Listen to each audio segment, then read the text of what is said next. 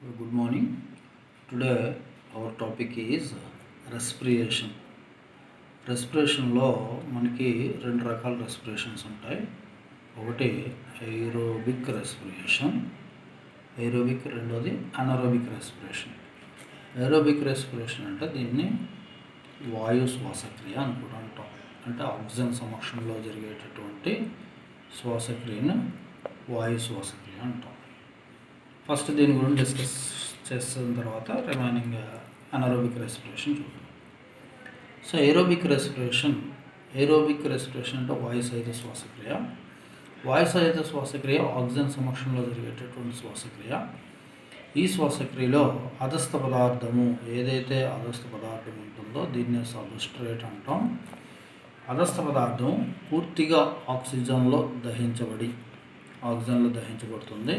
ఏదైతే అధస్థ పదార్థం ఉంటుందో దాన్ని శ్వాసక్రియ అధస్థ పదార్థము లేదా రెస్పిరేటరీ సబ్స్ట్రేట్ అంటాం. ఆక్సిజన్లో పూర్తిగా దహించబడి CO2 and water molecules plus energy శక్తిని విడుదల చేస్తుంది. ఈ విధమైనటువంటి చర్యను ఏరోబిక్ రెస్పిరేషన్ అంటాం.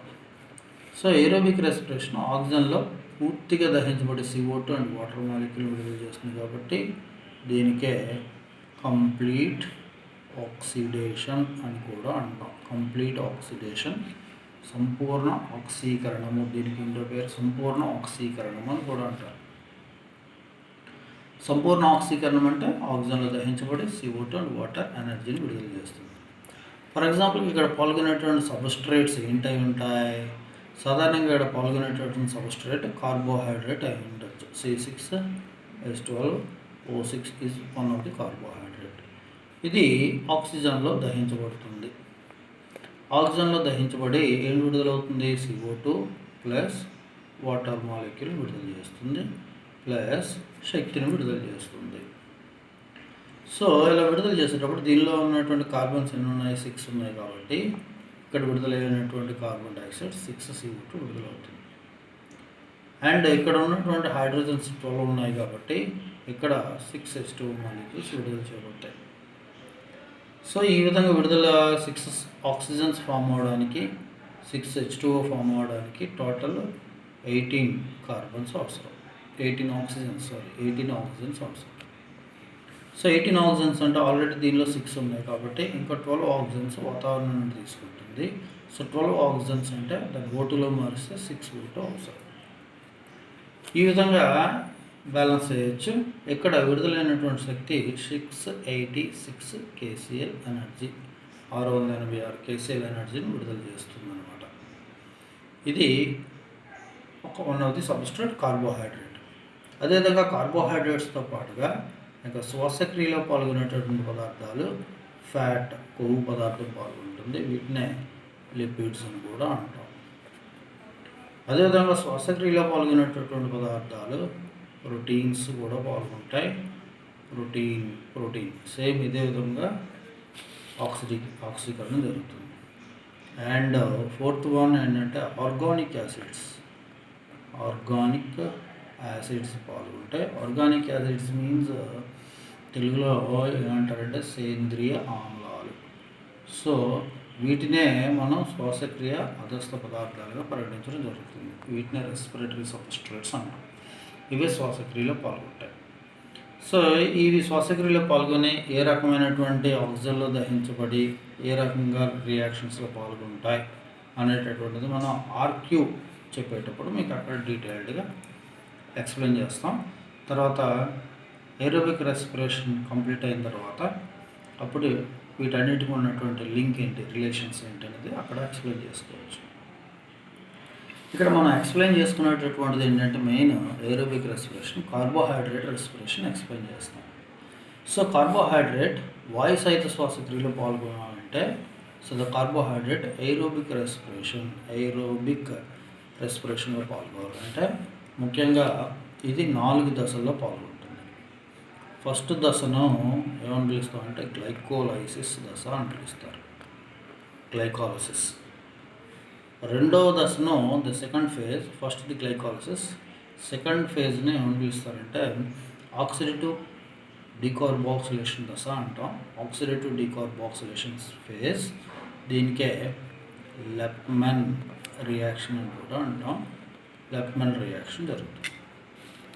లెప్మన్ రియాక్షన్నే ఆక్సిడేటివ్ డీకార్బాక్సిలేషన్, ఆక్సిడేటివ్ డీకార్బాక్సిలేషన్ దశ అని కూడా అంటారు. And third one Krebs cycle. This is also called TCA cycle. Krebs volume లేదా టీసీఏ వాల్యూమ్ అని అంటాం. అండ్ మూడోది ఎలక్ట్రాన్ రవాణా, fourth one electron transport, ETS, electron రవాణా. సో ఏరోబిక్ రెస్పిరేషన్లో కార్బోహైడ్రేట్ ఏరోబిక్ రెస్పిరేషన్ పాల్గొనేటప్పుడు ముఖ్యంగా 4 దశలు కనిపిస్తాయి. ఒకటి గ్లైకాలసిస్, రెండోది లెప్మన్ రియాక్షన్, దీన్ని ఆక్సిడేటివ్ డీకార్బాక్సిలేషన్, మూడోది టీసీఏ సైకిల్, నాలుగోది ఎలక్ట్రాన్ ట్రాన్స్పోర్ట్ అనేటటువంటి స్టెప్స్ కనిపిస్తాయి. ద ఫస్ట్ వన్ ఏంటి? గ్లైకాలసిస్. గ్లైకాలసిస్ అనేటటువంటి చర్య జరుగుతుంది. ఫస్ట్ది గ్లైకాలసిస్. సో ద గ్లైకాలసిస్ ఏం జరుగుతుంది ఏంటి దీని గురించి చూద్దాం. Glycolysis. So the glycolysis very important as a question and important bits కూడా దీనిలో వస్తాయి. గ్లైకాలసిస్. సో ద గ్లైకాలసిస్ అనేటటువంటిది ఈజ్ ద గ్రీక్ వర్డ్. ఇది ఒక గ్రీక్ వర్డ్. దీనిలో 2 పదార్థాలు ఉన్నాయి. ఒకటి గ్లూకోజ్ అనేటటువంటి పదం ఉంది, గ్లూకోజ్. రెండోది లైసిస్, అంటే గ్లూకోజ్ అంటే తెలుగులో చక్కెర, లైసిస్ అంటే విచ్ఛిన్నం. సో గ్లైకోలైసిస్ మీన్స్ గ్లూకోజ్ విచ్ఛిన్నం చెందడాన్ని గ్లైకోలైసిస్ అన్నాం. ఈ గ్లైకాలసిస్ని గ్లైకాలసిస్ అనే పదాన్ని మొట్టమొదటిసారిగా లెపిన్ అనేటటువంటి శాస్త్రవేత్త కనుగొన్నాడు. లెపిన్. సో గ్లైకాలసిస్ అనే పదాన్ని మొట్టమొదటిసారిగా ఉపయోగించినటువంటి లెపిన్. గ్లైకాలసిస్ అంటే గ్లూకోజ్ విచ్ఛిన్నం చెందడాన్ని గ్లైకాలసిస్ అంటాం. సో ఈ గ్లైకాలసిస్లో జరిగేటటువంటి చర్యలను గ్లైకాలసిస్లో జరిగేటటువంటి చర్యలు 3 శాస్త్రవేత్తలు కనుగొన్నారు. ఒకడు ఎంబడన్ అనేటటువంటి శాస్త్రవేత్త, తర్వాత సైంటిస్ట్ మేయర్ హోఫ్ అనేటటువంటి శాస్త్రవేత్త, మూడవడు పార్నాస్ అనేటటువంటి శాస్త్రవేత్త. 3 శాస్త్రవేత్తలు కనుగొన్నారు కనుక దీనికి ఈఎంపి పాత్వే అని కూడా అంటారు. ఈఎంపి పాత్వే, ఈఎంపి వాల్యూమ్ అని కానీ ఈఎంపి పాత్వే అని కూడా అంటారు. గ్లైకాలసిస్కి మరొక పేరు ఈఎంపి పాత్వే. ఎంబడన్, మేయర్ హోఫ్, పార్నాస్ అనే శాస్త్రవేత్తలు కనుక్కోవడం వల్ల దీనికి ఈఎంపి పాత్వే 3 సైంటిస్టులు కనుక్కున్నారు. సో ఈ గ్లైకాలసిస్ మనకి ఏరోబిక్ అండ్ అనైరోబిక్ అంటే వాయు సహిత అవాయు సహిత శ్వాసక్రియ రెండిట్లోనూ జరుగుతుంది కాబట్టి దీన్ని కంబైన్డ్ రియాక్షన్స్ అని కూడా అంటాం. Combined reactions. This is also called combined reactions of the aerobic and anaerobic. వాయు సహిత అవాయు సహిత శ్వాసక్రియ రెండిట్లో జరుగుతుంది కాబట్టి దీన్ని కంబైన్డ్ రియాక్షన్స్ అంటే రెండిట్లోనూ జరుగుతుంది. ఉమ్మడి చర్య, వాయు సహిత అవాయు సహిత యొక్క ఉమ్మడి చర్యగా పరిగణించడం జరుగుతుంది. అంతేకాకుండా దీనికి ఇది అన్ని కణాల్లోనూ జరిగేటటువంటి మౌలిక చర్య కాబట్టి జేమ్స్ అనేటటువంటి సైంటిస్ట్ ఏం చేశాడంటే జేమ్స్ అనే శాస్త్రవేత్త దీన్ని ఫండమెంటల్ రెస్పిరేషన్ అని, కోర్ రెస్పిరేషన్ అని కూడా పిలిచాడు. కోర్ రెస్పిరేషన్ అని, ఫండమెంటల్ రెస్పిరేషన్ మౌలిక శ్వాసక్రియ అని పిలవడం జరిగిందన్నమాట. జేమ్స్ అనే శాస్త్రవేత్త దీని మౌలిక శ్వాసక్రియ అని, కోర్ రెస్పిరేషన్ అని ఈ గ్లైకాలసిస్కి పేరు పెట్టాడు. సరే, ఈ గ్లైకాలసిస్లో ఏం జరుగుతుందో, అసలు గ్లైకాలసిస్లో జరిగేటటువంటి చర్యలు ఏంటంటే గ్లైకాలసిస్ చర్యలన్నీ సైటోసోల్లో జరిగేటటువంటి చర్యలు. సైటోసోల్ అంటే కణద్రవ్యంలో జరిగేటటువంటి చర్యలు. ఇదంతా కణద్రవ్యంలో జరుగుతుంది. సో దీనికి మైటోకాండ్రియా అవసరం లేదు, క్లోరోప్లాస్ట్ ఏ రకమైనటువంటి అవసరం లేదు. ఇది సైటోసోల్లో జరుగుతుంది.